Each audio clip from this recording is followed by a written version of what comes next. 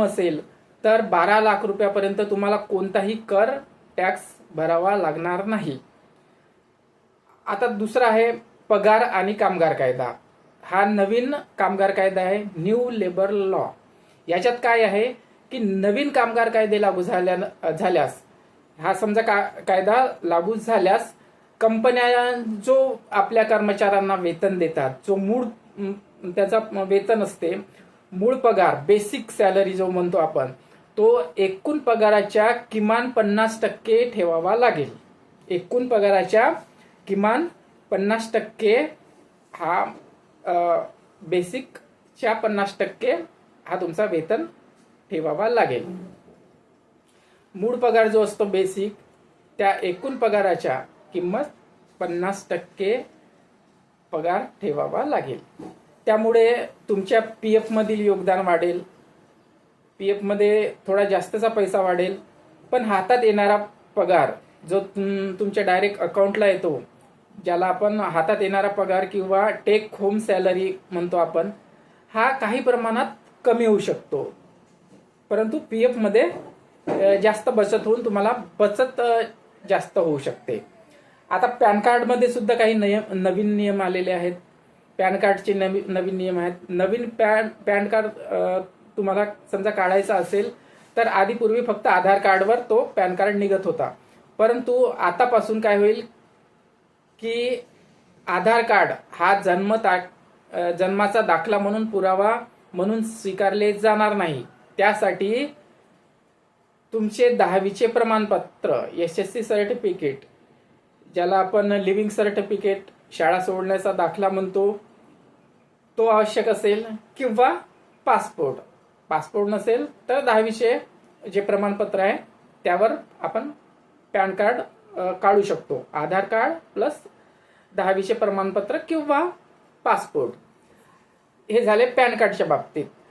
आणि आता बँकिंग व्यवहार आलेत. तर बँकिंग व्यवहारात काय होईल की एटीएम शुल्क. आता एटीएम शुल्क काय असेल तर काही बँकांनी, उदाहरणार्थ जसे की HDFC बँक आहे, या बँकेच्या एटीएम मधून किंवा UPI द्वारे पैसे काढण्यात नियमात बदल केलेले आहेत.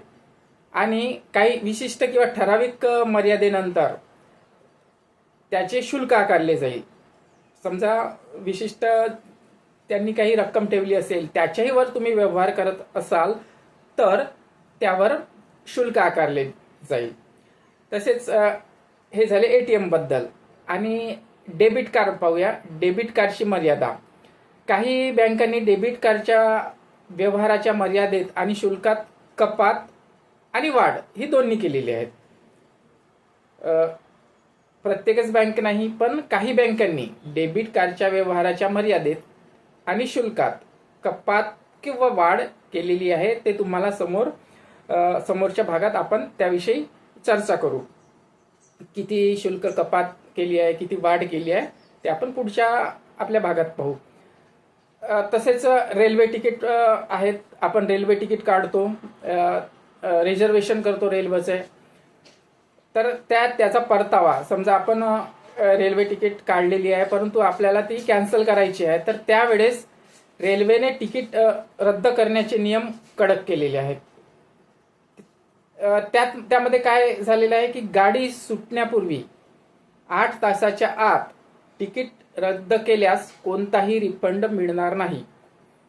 समजा गाडीला आता पुन्हा 8 तास बाकी आहेत आणि तुम्ही त्यावेळेस समजा आपली रेल्वेची तिकीट रद्द करीत आहात, तर त्यावेळेस तुम्हाला रिफंड किंवा परतावा तुम्हाला मिळणार नाही.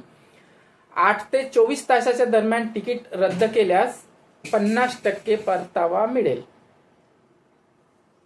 8 तास किंवा 24 तासाच्या दरम्यान तुम्ही आपली रेल्वेची तिकीट कॅन्सल किंवा रद्द केल्यास तुम्हाला 50% परतावा मिळेल.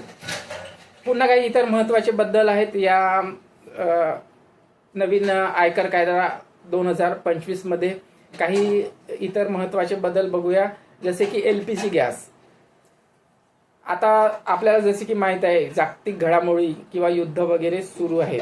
त्यामुळे जागतिक घडामोडीमुळे घरगुती गॅस जे सिलेंडर आहे त्याच्यात किमतीत वाढ होण्याची शक्यता आहे. आपण बघतोय की सध्या तुटवडा थोडा निर्माण आहे आणि यामुळे किंवा जागतिक या घडामोडी चालू आहेत त्यामुळे गॅस सिलेंडरच्या किमतीत वाढ होण्याची शक्यता आहे. आता फॉर्म आपण काही भरतो, फॉर्म बद्दल थोडासा पाहूया.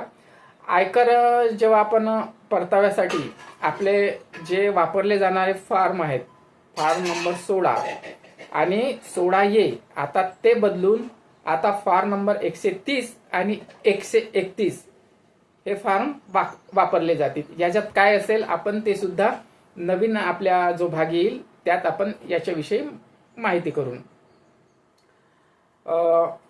तर हे होतं आज आपण माहिती बघितली आहे नवीन आयकर कायदा 2025. अशाच माहिती आपण घेऊन येत राहू. एवढे माझे हा व्हिडिओ बघितल्याबद्दल आपले सर्वांचे धन्यवाद. नमस्कार.